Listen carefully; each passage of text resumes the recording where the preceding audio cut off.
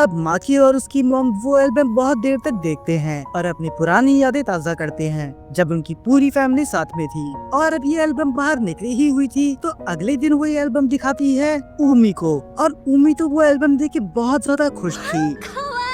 उसे यकीन नहीं होता कि माकी बचपन में कितना ज्यादा क्यूट था, और माकी को इस तरह हंसते हुए तो उसने आज तक नहीं देखा। पर उसकी मॉम माकी का ऑरा कम करवाने आ जाती है। वो बोलती है, हाँ बचपन में ये बहुत हंसता तो था पर उतना रोता भी था। जब भी इसे कभी डर लगता था या फिर इसे चोट लग जाती थी तो ये मुझसे चिपक कर मम्मी मम्मी करके रोया करता था। ये तो कभी मेरा पीछे छोड़ता ही नहीं था। और उम्मी तो ये सब चीजें इमेजिन करने लग जाती है कि जब माँ की ऐसी हरकतें करता होगा तो वो कितना क्यूट लगता होगा। और तभी अचानक से वहाँ पर आ जाता है माकी और वो बोलता है कि आप दोनों सुबह सुबह यहाँ पर क्या कर रहे हो। और उसे बाद में रियलाइज होता है कि उमी उसकी बचपन की फोटो देख रही है, और अब तो उसे पता था कि पक्का उसकी मॉम ने उसकी बहुत सारी एम्बैरेसिंग बातें उसे बता दी होंगी। तो वो तो बहस करने की कोशिश भी नहीं करता। मुझे तुम्हारी सारी फोटो बहुत ज्यादा पसंद आई, वो सच में बहुत ज्यादा अच्छी थी, पर माकी को उसके बारे में कुछ बात नहीं करनी थी।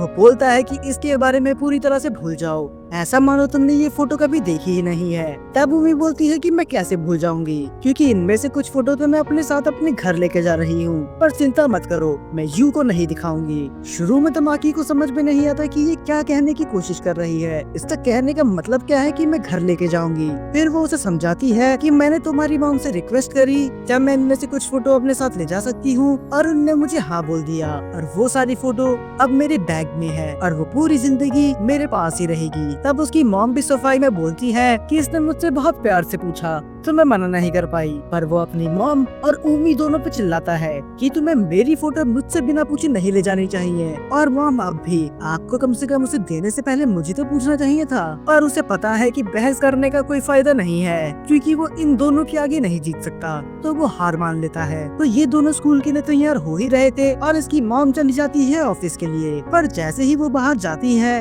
उन्हें याद आता है कि उनके पास उनके सिगरेट और लाइटर तो है ही नहीं। तो वो माकी को नीचे बुलाती हैं। और जैसा मैं पहले भी बता चुका हूँ कि इसकी मॉम कभी भी इसके आगे स्मोकिंग नहीं करती थी, तो अब ये खुलेआम ऐसा क्यों कर रही है। और शायद यही सवाल था माकी का भी। पर तभी वो देखता है डार्क सर्कल अपनी मॉम की आंखों के नीचे। इसका मतलब ऑफिस में इसकी मॉम दिन रात मेहनत कर रही है, इतनी कि इन्हें ऑफिस में स्मोकिंग करने का टाइम मिलता ही नहीं है। और स्ट्रेस को उतारने के लिए ये घर में स्मोकिंग करती है। और वो मन में सोचे जा रहा होता है कि आखिर ये अपने आप को इतना पुश क्यों कर रही है। अगर ऐसा चलता रहा तो ये तो बीमार ही पड़ जाएंगी। पर वो कुछ बोलता नहीं। तब उसकी मॉम बोलती है कि एक और बात, तुम उम्मी को अभी हमारी फैमिली सिचुएशन के बारे में उतना मत बताना, पता नहीं वो बेचारी क्या सोचेगी। और फिर से माकी के दिमाग में चलने लग जाती है वो कल रात की बातें। अब वो अपनी मॉम को कैसे बताए कि उसी के डैड उस पे चीट कर रहे थे, शायद डिवोर्स के पहले ही। पर वो नहीं बता सकता था और उसकी मॉम वहाँ से चली जाती है और माकी वापस चली जाता है अपने घर में, जहाँ पर उम्मी उसका इंतजार कर रही थी। और वो दोनों मिलके करते हैं ब्रेकफास्ट। तब माकी बोलता है कि मुझे तुमसे फ्राइडे के बारे में कुछ बात करनी है। तब उम्मी भी बहुत ज्यादा एक्साइटेड हो जाती है कि मुझे तो लगा तुम पूछोगे ही नहीं, क्योंकि हमारे एग्जाम आने वाले हैं और हम फ्राइडे को एंजॉय करते हैं, तो कैसा रहेगा कि इस फ्राइडे में हम साथ में एंजॉय करें और पढ़ाई भी। तब माकी बोलता है कि इस फ्राइडे में तुम्हारे साथ नहीं आ सकता, क्योंकि मुझे जाना है अपने डैड के पास। अब उसे पता था कि मामला थोड़ा सा सीरियस है। वो बोलती है, क्या तुम श्योर हो, क्योंकि जब से हम दोनों दोस्त बने हैं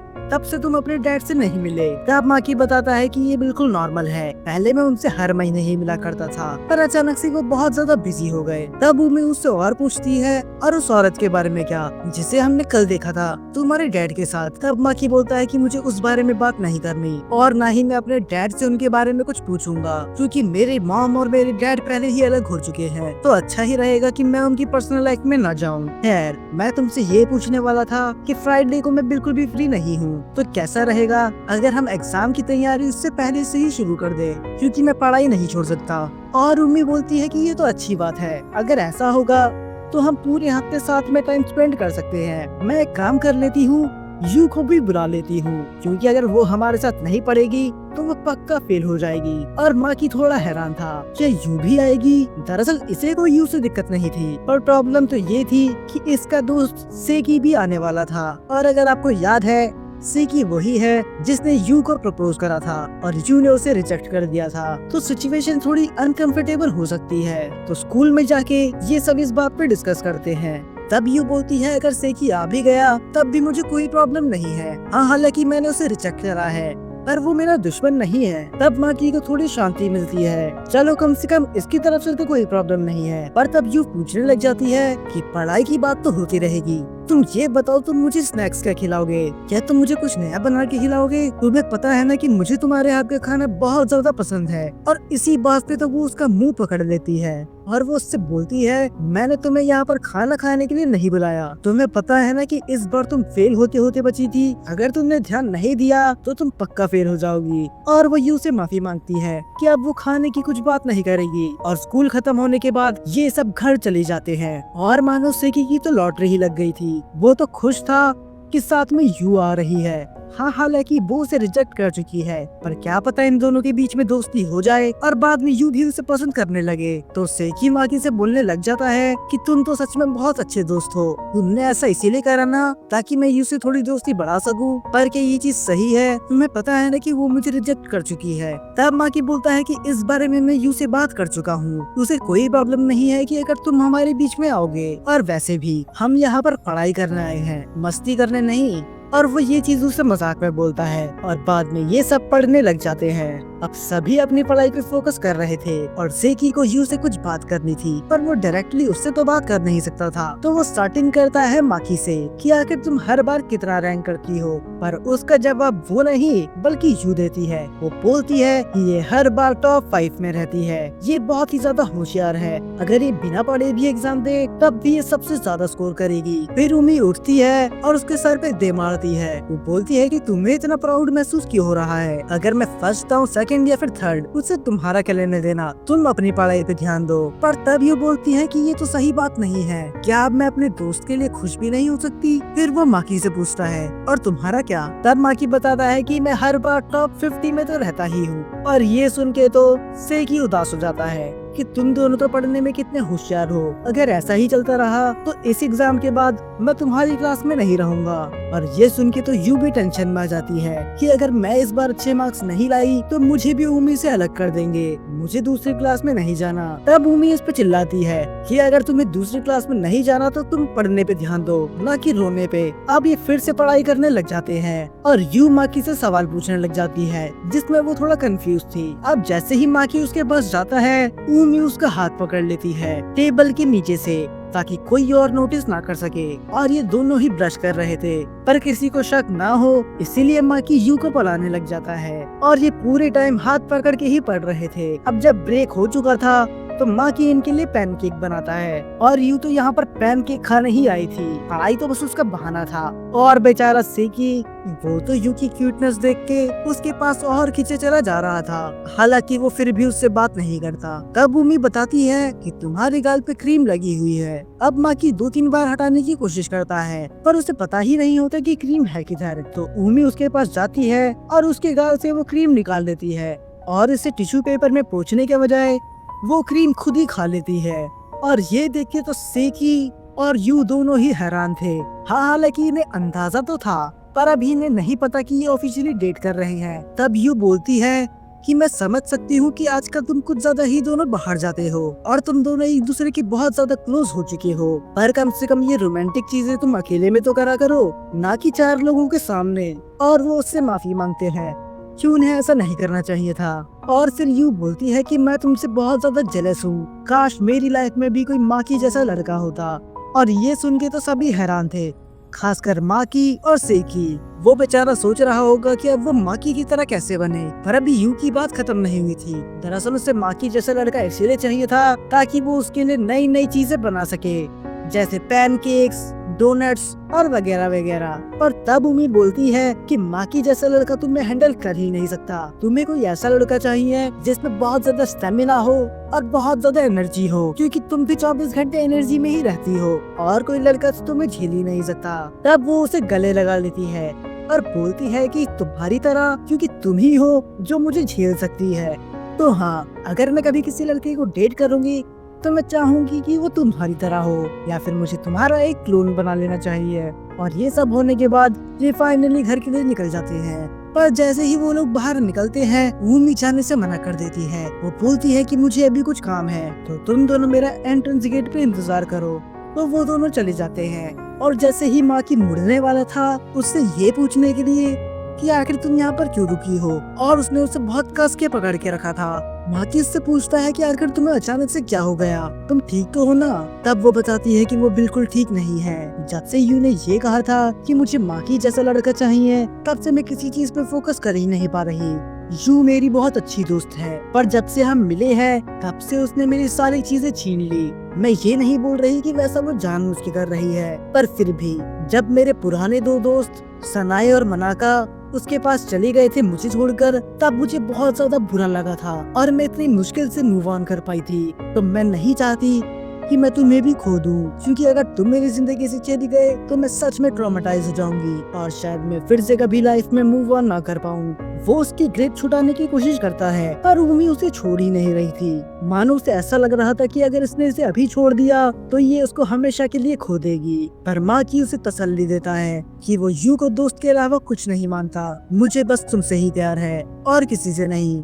हालांकि ये चीज उमी को भी पता थी, पर उसके मुंह से सुन के उसे ये अच्छा लगता है। तब माकी बोलता है कि अगर तुम्हें अब अच्छा फील हो रहा है, कम से कम तुम मुझे अब तो छोड़ सकती हो ना। पर उमी उसको फिर से करके गले लगा लेती है कि मुझे नहीं लगता कि मैं तुम्हें कुछ देर के लिए छोड़ पाऊंगी। और फिर अब कई दिन बीत चुके थे और अब आ जाता है फ्राइडे, जब वो अपने डैड से मिलने वाला था। अब जब वो अपने डैड का इंतजार कर रहा था, उमी के मैसेज पे मैसेज आए जा रहे थे। वो बोलती है कि तुम एक महंगे रेस्टोरेंट में जा रहे हो और तुम कुछ भी खा सकते हो। ये तो बहुत गलत बात है, तुम्हें फ्री में इतना कुछ मिल रहा है, तुम मुझे अपने साथ क्यों नहीं लेके गए। हाँ, ऐसा नहीं था कि उसे भी वहाँ पर खाना खाना था। दरअसल उमी को उसकी चिंता थी। तब वो उसे बोलता है कि तुम चिंता मत करो, मैं तुम्हें अपडेट देते रहूंगा। और तभी वहाँ पर आ जाते हैं उसके डैड। तब उसके डैड बोलते हैं कि तुम्हें जो भी ऑर्डर करवाना है करवा लो। और इस बार तो माँ की पूरा मेन्यू ही ऑर्डर करवा देता है। और उसके डैड तो देख के हैरान थे कि पहले तो तुम बहुत सोच समझ के खर्चा करवाते थे, पर लगता है कि इस बार तो तुम मेरी जेब भी नहीं करते ही रहोगे। तब माँ की बोलता है, पर हाँ ये मत भूलो कि आपने कई महीनों से मुझे कुछ नहीं खिलाया, तो वो सारी कसर मैं आज ही उतारूंगा। और उसके डैड को कोई प्रॉब्लम नहीं थी और वो खाना ऑर्डर करवा देता है। और खाना खत्म होने के बाद माँ की उससे पूछता है कि आप मॉम से प्यार करते हैं। और ये सुन के उसके डैड हैरान थे कि आखिर अचानक से इसे क्या हो गया।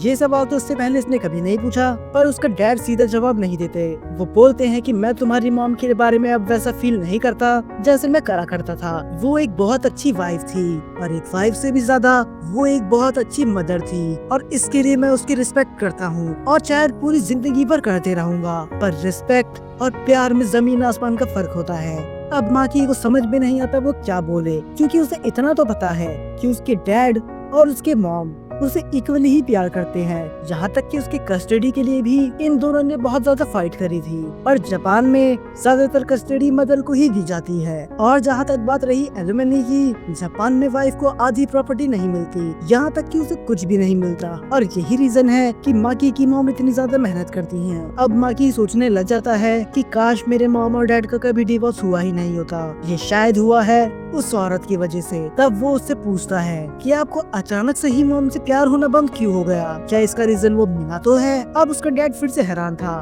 फिर वो बोलता है कि मुझे लगा ही था कि उस रात को तुमने मुझे देखा था। और ये सुन के तो खुद माकी हैरान हो जाता है कि आपका कहने का मतलब क्या है, कि आपने भी उस रात को मुझे देखा था। तब वो बोलता है कि मैं तुम्हारा डैड हूँ, तुम चाहे कुछ भी कपड़े पहन लो, कितना भी छुप जाओ, मैं तुम्हें लाखों की भीड़ में भी पहचान सकता हूँ। तुम वहाँ अपनी दोस्त के साथ थे, तो वो कौन है, तुम्हारी गर्लफ्रेंड। तब माकी बोलता है, हाँ हम हाल ही में दोस्त बने थे, पर अभी टॉपिक वो नहीं है, मुझे मिनातो के बारे में जानना है, आप उससे कुछ ज्यादा ही क्लोज थे। तब उसके डैड बोलते हैं कि जरा रुको, कहीं तुम्हें ऐसा तो नहीं लगता कि मैं तुम्हारी मॉम पे चीट कर रहा था। डिवोर्स होने से पहले मुझे ये बात बताने दो, जब मैं तुम्हारी मॉम के साथ रिलेशनशिप में था तब तक मैं मिनातो से नहीं मिला था। दरअसल मैं तो मिला ही उससे था हमारे डिवोर्स के बाद। वो मेरे ही ऑफिस में काम करती है और वो मेरी काम में बहुत ज्यादा हेल्प करती है, इसीलिए मैं उसके साथ थोड़ा टाइम स्पेंड करता हूँ। तो अगर तुम्हें ऐसा लगता है कि मैंने तुम्हारी मॉम पे चीट करा था तो वो बिल्कुल सच नहीं है। तब माकी बोलता है, चलो ठीक है मान लिया, मुझे आप पे पूरा भरोसा है, पर मैं ये जानना चाहता हूँ कि क्या अब आप मिनातो से प्यार करते हैं। और अभी भी उसके डैड सीधा आंसर नहीं दे रहे थे। वो बोलते हैं कि वो बहुत ही ज्यादा हेल्पफुल है, उसे मेरे बारे में सब कुछ पता है। तब माकी बोलता है कि आप उन्हें पसंद करते हैं या फिर नहीं। तब उसके डैड बोलते हैं, तुम्हें जो सोचना है सोच लो। और वो अपनी मॉम के बारे में सोचने लग जाता है कि वो कितनी ज्यादा मेहनत कर रही है। और सबसे बुरी बात तो ये है कि वो अभी भी डैड को पसंद करती हैं, पर डैड को देख के ऐसा नहीं लगता कि अब उन्हें मॉम की कोई परवाह है। तब उसके डैड वहाँ से निकलने लग जाते हैं। वो बोलते हैं कि मुझे कुछ काम याद आ गया तो मुझे वहाँ से निकलना होगा। पर माकी के सवाल अभी खत्म नहीं हुए थे, पर इससे पहले वो उससे और कुछ पूछ पाता, पीछे से कोई चिल्लाता है और वो आवाज किसी और की नहीं, नीना की थी, जो कॉल पे किसी पे बुरी तरह चिल्ला रही थी। और उसकी नजर भी पड़ती है माकी पे। वो बोलती है कि लीडर, तुम यहाँ पर क्या कर रहे हो? और वो समझ तो चुके थे कि ये किसी टेंशन में है, तो वो उसके पास जाते हैं कि आखिर तुम इतनी बुरी तरह क्यों चिल्ला रही हो? क्या कुछ प्रॉब्लम हो गई?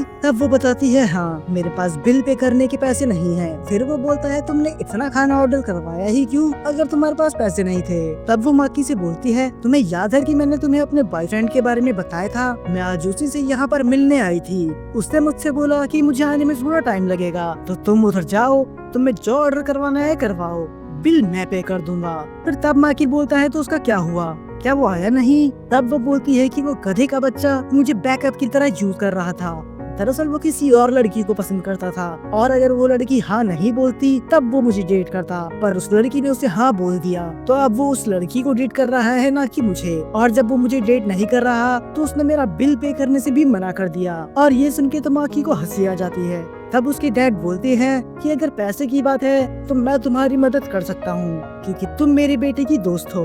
तब नीना बोलती है, अब ये आदमी कौन है? और जैसे ही वो बताता है कि मैं माकी का डैड हूँ, वो उसे ग्रीट करती है कि मुझे माफ करना, मुझे नहीं पता था कि आप इसके डैड हैं। तब माकी बोलता है कि आपको पे करने की जरूरत नहीं है, वैसे भी हम अब पहले की तरह फैमिली नहीं है, तो मेरे दोस्तों का बिल मैं पे करूँगा, ना कि आप। तो वो वहाँ से बिल उठाता है और निकल जाता है। पर वो जाने से पहले आखिरी बार फिर से अपने डैड से वही सवाल पूछता है कि आप उस मिनातो से प्यार करते हैं या फिर नहीं? मुझे सीधा आंसर चाहिए। पर फिर से उसके डैड सीधा आंसर नहीं देते। ये एक दिन तुम खुद समझ जाओगे। तब वो बोलता है कि मैं इसे एक हाँ की तरह ही लूंगा, और वो वहाँ से निकल जाता है। अब घर जाते समय नीना उसे थैंक्स बोल रही होती है, क्योंकि अगर आज माँ की नहीं होता तो वो तो बुरी तरह फंस जाती।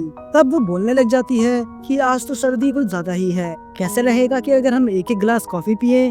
तब माकी बोलता है, तुमने मुझे समझ के रखा है, मैं तुम्हारा एटीएम नहीं हूँ, मैंने पहले ही तुम्हारा बिल पे कर दिया, अब तुम चाहती हो कि मैं तुम्हें कॉफी भी पिलाऊं? तब वो बोलती है कि चिंता मत करो, मैं तुम्हें सारा पैसा वापस पे कर दूंगी। तब माकी मान जाता है और ये साथ में पीने लग जाते हैं कॉफी। और अभी साथ में बैठ के कॉफी पी ही रहे थे तो ये आपस में बातें करने लग जाते हैं। नीना बोलती है कि उम्मी से पहले तुम्हारा कोई दोस्त नहीं था ना? फिर वो बोलता है कि जब मैं अपने डैड के साथ रहता था तब उनका अलग अलग सिटी में ट्रांसफर होते रहता था, इसीलिए मैं कभी दोस्त बना ही नहीं पाया।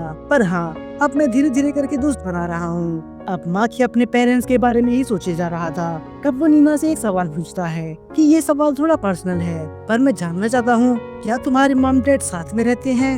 तब नीना बोलती है कि ये थोड़ा कॉम्प्लिकेटेड है, क्योंकि अगर तुम दिन में कभी भी उनसे मिलोगे तो वो तुम्हें लड़ते हुए ही दिखेंगे। वो एक दूसरे के ऊपर सामान फेंकते रहते हैं, चिल्लाते रहते हैं, पर फिर भी वो कभी भी अलग नहीं हुए। वो हर बार एक दूसरे से माफी मांग लेते हैं और अगले दिन सब कुछ भूल जाते हैं और रहते हैं एक हैप्पी मैरिड कपल की तरह। वो चाहे कितनी भी लड़ाई क्यों ना करें, वो अपना साथ कभी नहीं छोड़ते। पर हाँ, वो भी लड़ते हैं, और इसी वजह से मैं उन लोगों के बारे में भी बता सकती हूँ जो सेम मेरी तरह फील कर रहे हैं। जैसे कि तुम अपने पेरेंट्स की वजह से बहुत ज्यादा टेंशन में हो, तुम्हारे अंदर गुस्सा भरा पड़ा है, वो गुस्सा जो धीरे धीरे हमारे अंदर बढ़ते रहता है, और एक दिन ऐसा आता है कि वो बम इतना बड़ा हो जाता है कि उसके पास और कोई ऑप्शन नहीं होता फटने के अलावा। अगर आपको याद होगा, ऐसा एक डोरेमोन का एपिसोड भी था। फिर नीना बोलती है कि पर तुम्हारे डैड का केस अलग है, उनने अपने मन में इतना गुस्सा भरा और उनने कभी उस गुस्से को एक्सप्रेस नहीं करा, तो वो गुस्सा हमेशा के लिए उनके अंदर दब के रह गया। और यही रीजन है कि वो बहुत ज्यादा डल और उदास दिखते हैं, और शायद वो आप कभी बदल नहीं सकते। पर मुझे चिंता है तुम्हारी, क्योंकि अगर ऐसा चलता रहा तो तुम भी अपने डैड की तरह बन जाओगे। तो इस गुस्से को दबाना बंद कर दो, तो मेरी बात मानो, इसके बारे में बात करो उम्मी से, क्योंकि मैं जानती हूँ तुम उसके साथ चीजें शेयर कर सकते हो। अपने इमोशंस को छुपाओ मत, उन्हें बाहर आने दो, वरना तुम्हारी हालत भी तुम्हारे डैड की तरह हो जाएगी। तब वो बोलता है कि उससे याद आया मुझे तो उन्हीं को टेक्स्ट भी करना था, और वो उसे टेक्स्ट करने के बाद घर चले जाता है और वहाँ पर उसकी मॉम उसका इंतजार कर रही थी और वो थोड़ा हैरान था कि आज ये इतनी जल्दी कैसे आ गई, वरना हर बार तो ये बहुत लेट में आती थी और कभी कभार तो इसके सोने के बाद। तब उसकी मॉम बोलती है कि मैंने सोचा कि मैं तुम्हारे साथ कुछ टाइम स्पेंड करूं, वरना घर का सारा काम तुम्हें ही करना पड़ता है, और इसीलिए मैंने ऑफिस से 1 महीने की छुट्टी ले ली। वो हैरान होता है कि 1 महीने की छुट्टी क्यों, आपकी तबीयत तो सही है ना? तब वो बोलती है कि हाँ, मुझे तुम्हारे साथ कुछ टाइम स्पेंड करना है, और वैसे भी मैं अपने आप पे कुछ ज्यादा ही स्ट्रेस दे रही थी, तो मुझे अपने लाइफस्टाइल को थोड़ा सुधारना होगा और मुझे स्मोकिंग भी क्विट करनी होगी। और वो ये सारी बात जाके बता देता है उम्मी को। उम्मी बोलती है कि फिर तो ये बहुत ज्यादा अच्छी बात है, क्योंकि वैसे भी उनके डार्क सर्कल आने लगे थे और वो कुछ ज्यादा ही स्मोक करने लगी थी, तो अच्छा होगा अगर वो थोड़ा आराम करे।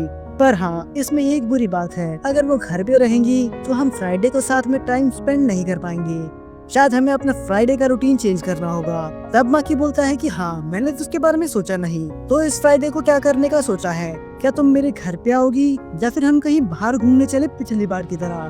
तब उम्मी रुक जाती है और वो बोलती है कि दरअसल मुझे तुमसे इसी बारे में बात करनी थी, क्या तुम इस फ्राइडे को मेरे घर आ सकते हो डिनर पे? तब माकी बोलता है अचानक से क्यों, ऐसा क्या हो गया? अब वो बोलती है कि मेरी मॉम चाहती है कि तुम मेरे डैड से मिलो, और वो साफ मना कर देता है कि मैं घर नहीं आने वाला। पर तब उम्मी उसे समझाती है कि तुम्हें आना ही होगा, अब मॉम ने तुम्हारे बारे में उन्हें बता दिया तो मेरे डैड तुम्हें देखना चाहते हैं और वो बिना तुमसे मिले हुए शांत नहीं रहने वाले, तो प्लीज मना मत करो। और इसी के साथ ये एपिसोड यहाँ पर खत्म हो जाता है।